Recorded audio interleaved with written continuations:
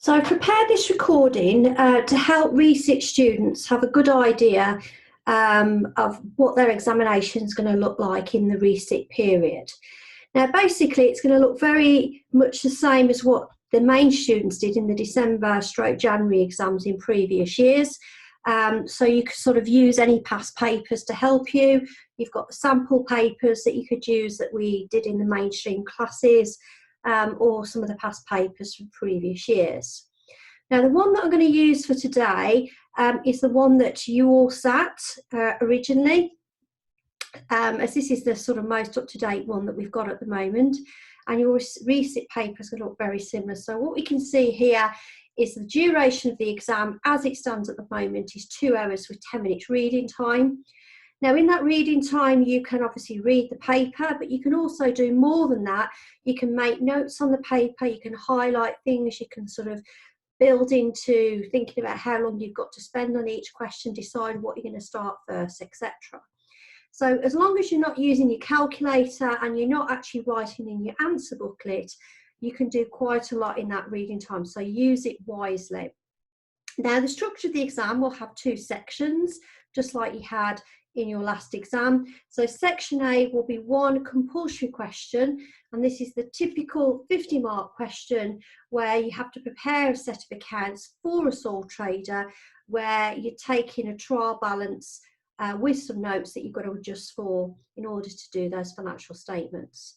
So half of your time, so an hour of your time, should be spent on this section.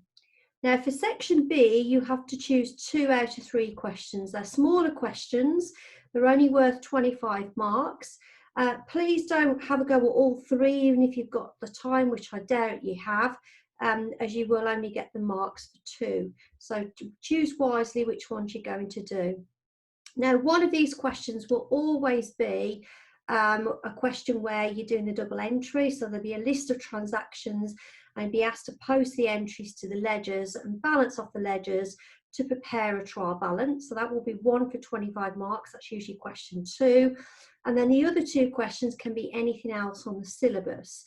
So other things you might have done that maybe haven't been examined in any detail in the other 2 questions, things like depreciating assets, doing calculations in ledgers when you dispose of an asset, maybe writing off some bad debts or working out bad debt allowances, maybe doing some accruals and prepayments, or possibly some adjustments for inventory.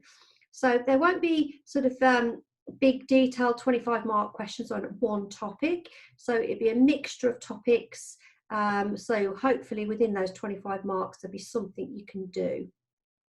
So please make sure that on the day of the exam you come with the right writing equipment, and that you do also bring a calculator. And then when you're answering your questions, it's really important that you show all of your workings, as we know that you can make mistakes in these questions, and if you don't show your workings then the marker can't sort of work out what you've done and can't give you any credit when you might have done part of the question correctly, and maybe made a mistake towards the end, and then you've lost all those marks because we can't see what you've done. So always show your workings, and please don't forget that calculator on the day of the exam. So we're now going to move on to actually looking at the last exam paper that you all sat, to see how you should have tackled it, and hopefully to give you some exam technique that you clearly need if you are a research student.